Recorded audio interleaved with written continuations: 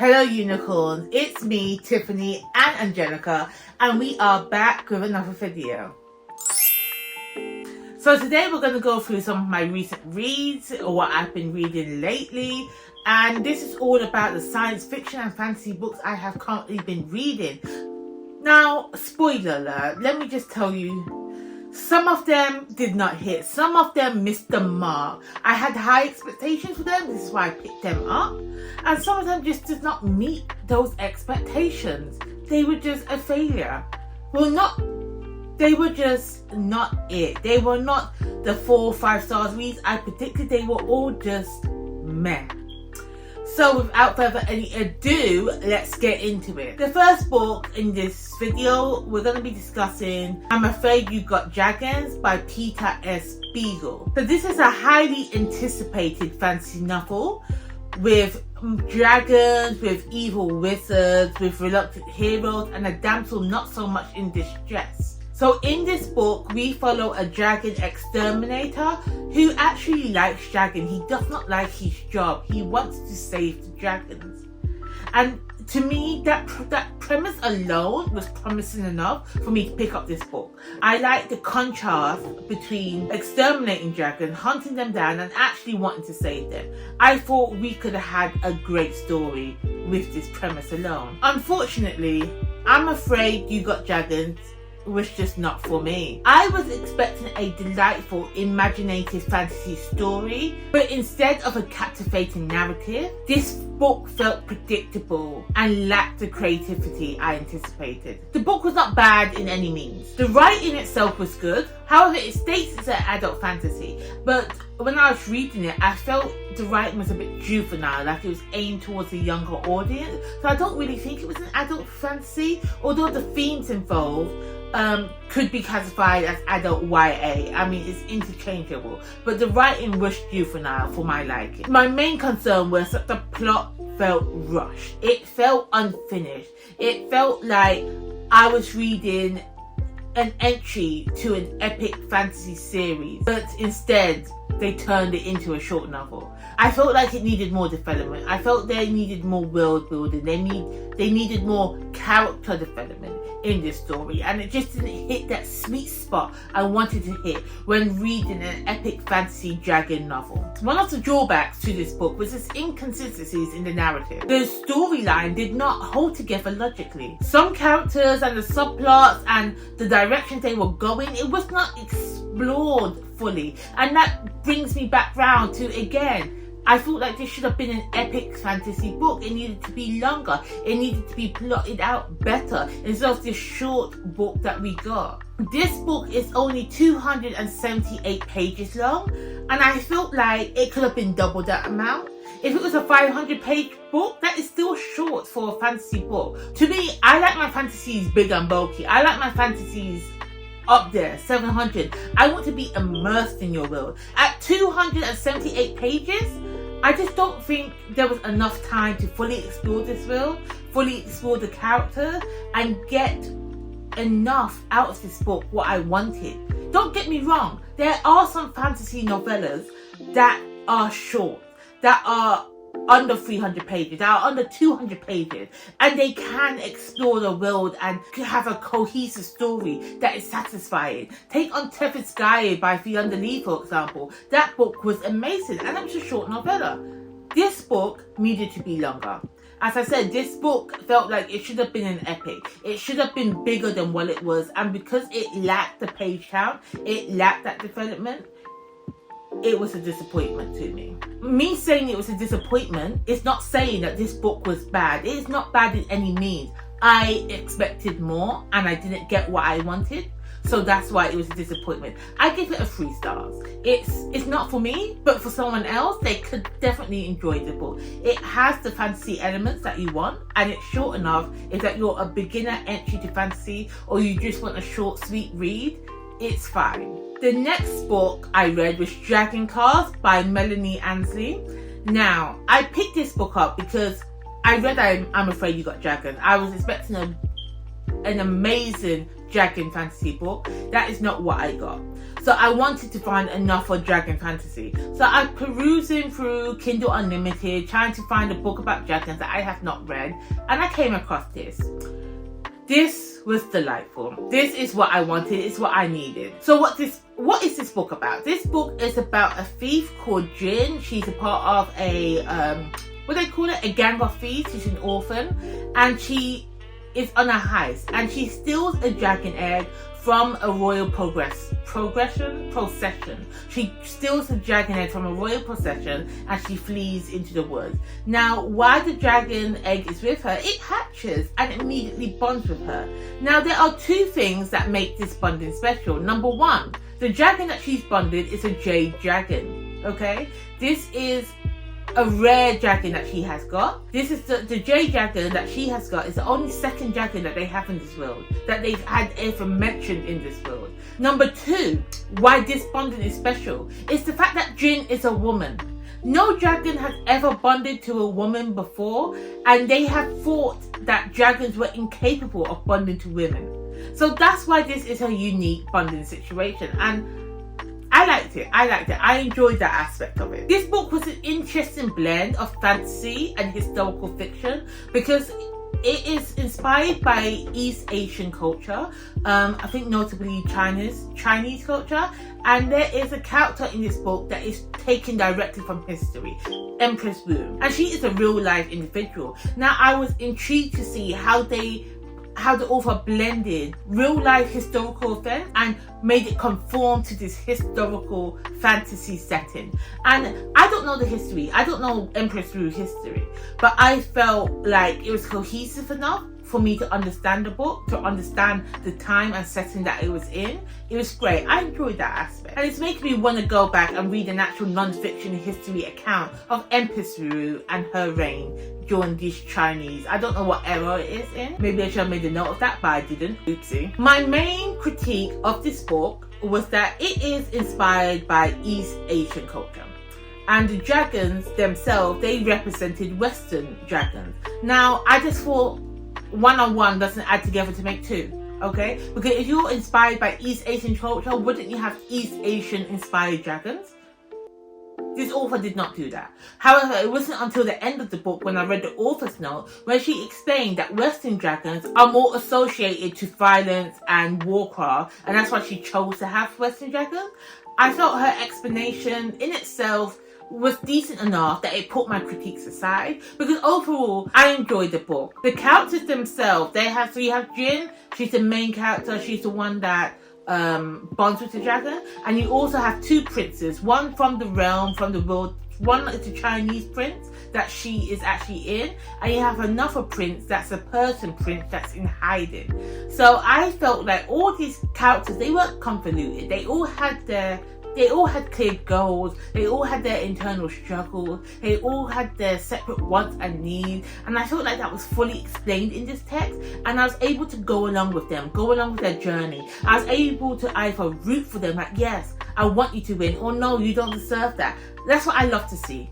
Okay, I love a great character development relationship. Like, I enjoyed this book. It wasn't groundbreaking. I mean, when you read this book, it's been done before. Firstly, Jin's character arc, it reminds me so much of Mulan, even though that she is not hiding the fact that she's a woman. The fact that she's the only woman in this training program, in this dragon training school, it's been done before. We've seen it plenty of times in fantasy, and it's not a groundbreaking story. It's just enjoyable, and it has tropes in it that you will see everywhere, but it is done to such a degree that if you enjoyed a tropey novel, you're gonna enjoy this book. And I enjoyed this book. It's what I wanted from a dragon fantasy.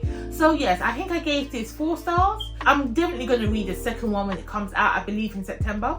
So if you're interested in reading a new dragon fantasy book, I would suggest you pick this up. The next book on this list is The Space Between Worlds by Micaiah Johnson.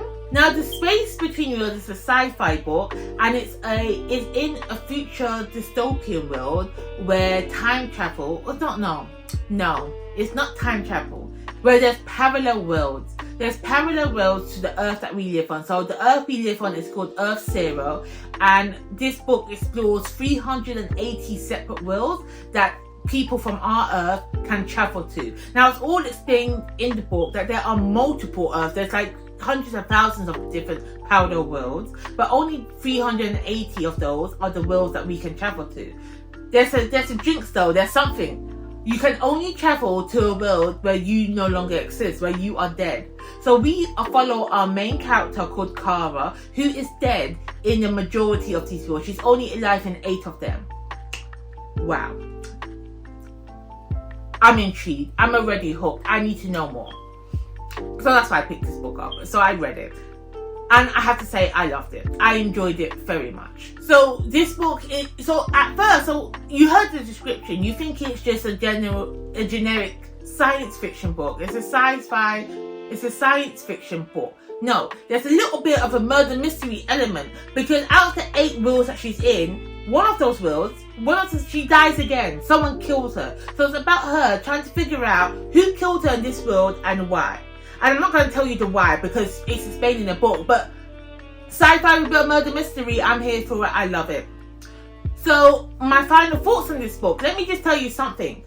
Micaiah Johnson can write. She was able to craft a beautiful world, beautiful characters, their interactions, and a story that I truly cared about, that I really want to know what happened more. And the fact that there's a second book and I just put a hold on the library, I wanted to read that second book immediately after, okay? First of all, the queer relationship in this book between Kara and I think her name is Dale, her handler. Oh, I was there for it. I don't normally ship a romance in fantasy, in sci-fi. If I'm not reading a contemporary romance book, I don't care for the romance. It's a neat point. I cared about this romance.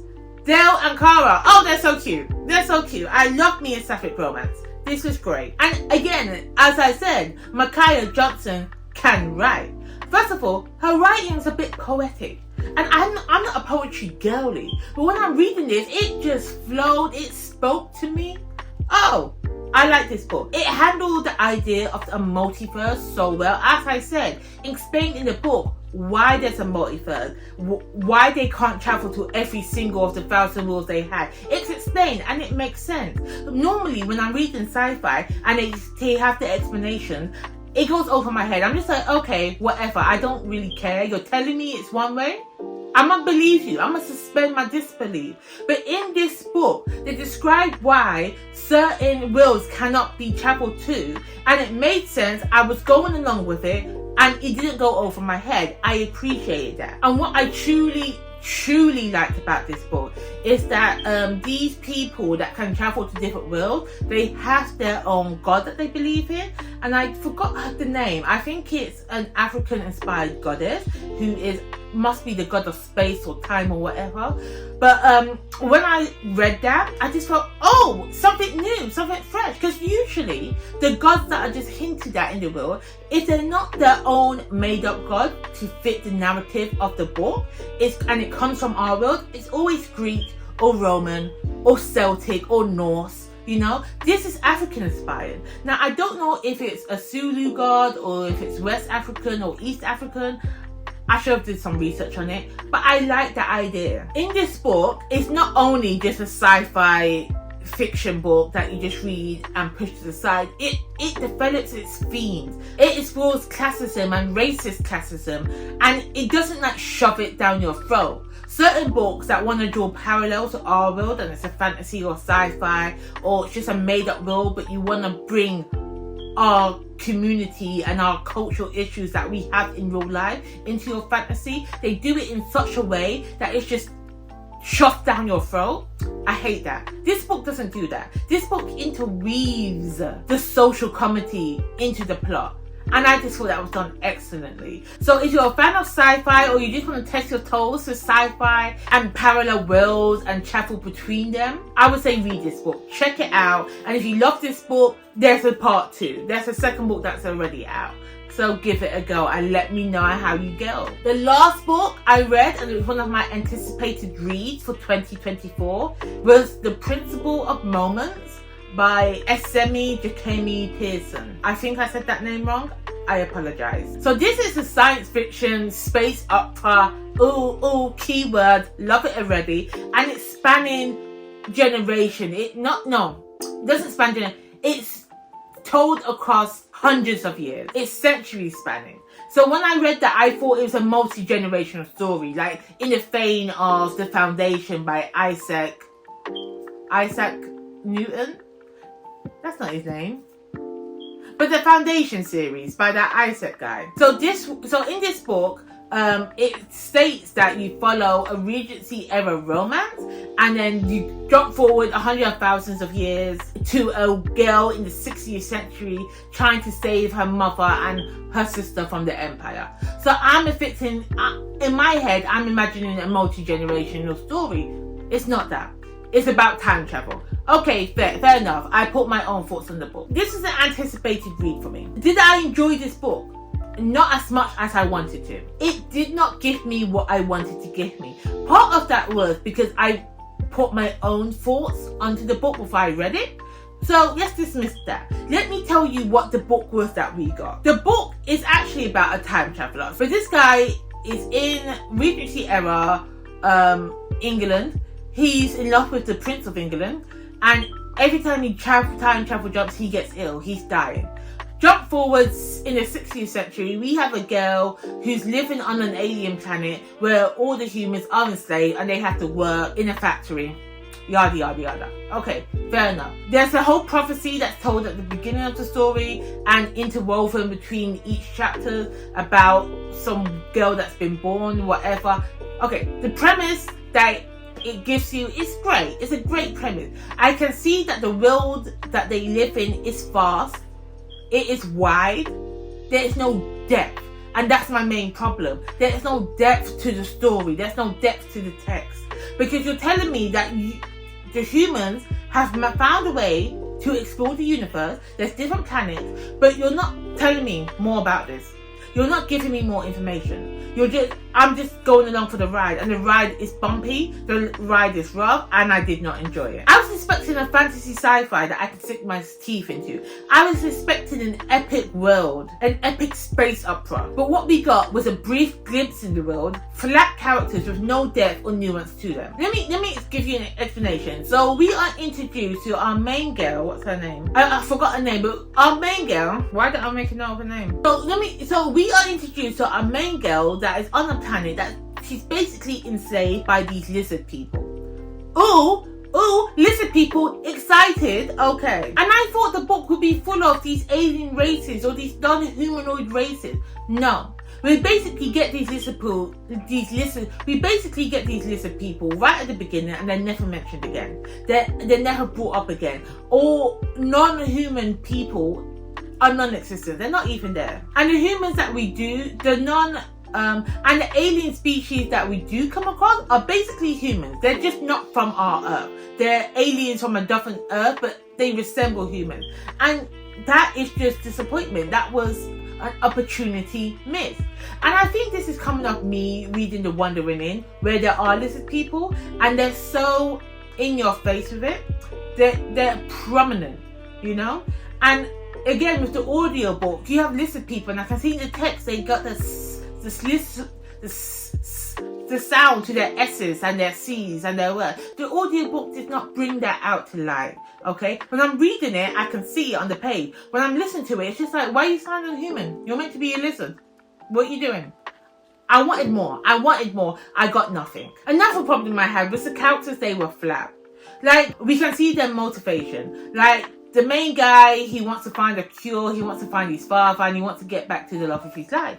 The girl, she wanted to save her mom, find her sister, and yada yada yada. We get those points. Like, if it weren't for the prophecy in the book, and I know that one of the main characters in the book, or maybe all of them were, if it weren't for the prophecy in the book, I don't think I would have cared about their journey. Because I don't feel like they wanted it enough. Like, you mentioned it, yeah, but it felt like they were more intent on explaining their trauma, explaining their tragedy, than actively trying to pursue their goal. I just didn't get that feeling like, oh, we're running out of time. Oh, you need to get here before your mum dies. oh, you need to get back before yada yada yada. I just wasn't excited to read it. But I enjoyed the prophecy of the book, and that's what kept me going. As I said, the book was not bad in itself. And I felt like if I didn't get it, if it wasn't as overhyped in my circles, if I didn't read such rave reviews to say how good this book was, I might have not put my assumptions on it to expect more than what it gave me. Because it was anticipated, because I wanted something great, and I didn't get that greatness, it wasn't a 5-star read for me. It wasn't a 4-star. It was just okay, you know? And again, what I have to say is that this book didn't feel like it knew what it wanted to be. It didn't know if it wanted to be driven by the plot or driven by the characters. And because it didn't make that choice clear, and it didn't develop either one well, it failed. And it just made the book seem flat. Now, if the book was driven by the characters, I needed more of their struggle and making it more impactful for me as a reader to want them to reach their goals. I didn't care if they reached their goals or not. If it was more plot driven and narrative driven and world building driven, I needed to see more of this fantastic world that the author created. I needed to see more planets. I needed to see more alien species. Now, I get this is the first book in a series, and I might get that in books 2, 3, but I wanted it in book 1. The same thing that I had a problem with I'm Afraid You Got Dragons. This is classified as an adult fantasy. It is not. It doesn't read as an adult fantasy. It reads juvenile. It reads like an YA. Now, that might be my own personal takes on it, but it felt too young for me. As I said, it's not a bad book. And I know that it's a trilogy. I know on Goodreads it shows that there's 2 more books in the series that is coming out. Am I going to read them? Yes. This book has potential. And it might be the fact that this first book is just suffers from that entry book blues. And maybe I would appreciate it more once I read the whole series and it all comes together and it just expands. Everything that was lacking in book 1 might be made up in book 2 and 3. So I'm going to continue to read it. It just won't be a 5-star book for me. And I know. And I'm okay with that. I'm okay if it's not a 5-star book. Because maybe it's one of those books that age like fine wine. That's what I think. It's going to be a book that ages like fine wine. Once the trilogy is complete and you can read it all at once, I think I'll have a better appreciation for the story being told. So that's all for me today. Those are some of my recent reads in the sci-fi fantasy genre. Let me know if you read any of them, or let me know your recent sci-fi fantasy reads. If I haven't picked them up, I will be sure to check them out. And thank you for tuning in. Don't forget to like and subscribe. And I'll be back with another video shortly.